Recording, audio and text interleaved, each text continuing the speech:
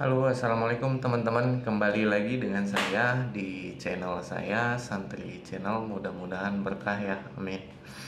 Kali ini saya akan membahas satu pertanyaan dari teman-teman di kolom komentar video saya yang kemarin-kemarin ya. Katanya, Bang, lu bisa bedain nggak antara pemalas dan lelah mental, katanya. Jadi apa katanya penyebabnya, kalau lelah mental apa penyebabnya katanya. Jadi baik gitu. Jadi kalau pemalas dan lelah mental itu bedanya sebenarnya hampir mirip ya, susah juga dibedainnya. Tapi ada satu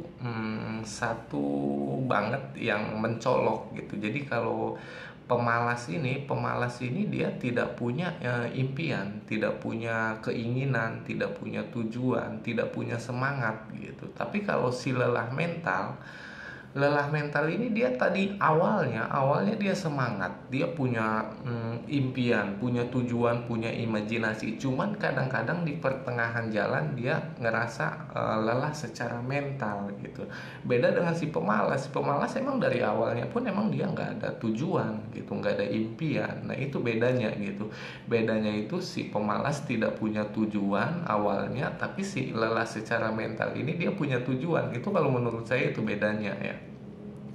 Dan kalau kita berbicara tentang penyebabnya, biasanya yang saya tahu aja, kalau untuk lelah mental itu biasanya yang pertama itu sering memendam perasaan atau memendam entah dia masalah ataupun apa, perasaan apa, dia sering dipendam gitu, tidak ada tempat untuk mencurahkan. Nah itu lama-lama dia akan lelah secara mental gitu. Itu yang pertama.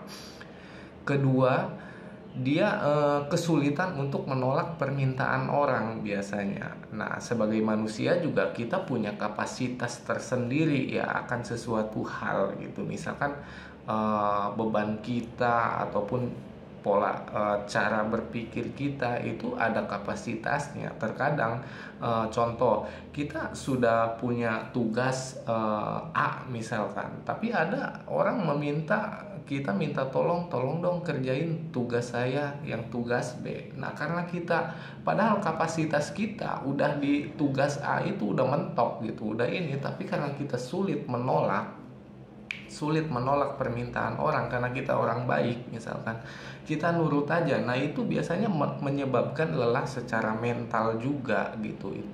Itu dua poin itu biasanya yang saya tahu gitu ya. Jadi lelah secara mental ini ya karena kita terlalu baik, kita nggak bisa nolak permintaan orang.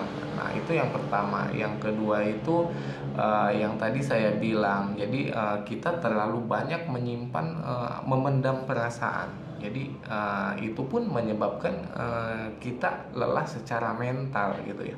Untuk pertanyaan kali ini saya nggak begitu tahu banyak ya tentang ini. Mungkin hanya segitu aja yang saya tahu, dan kurang lebihnya saya mohon maaf.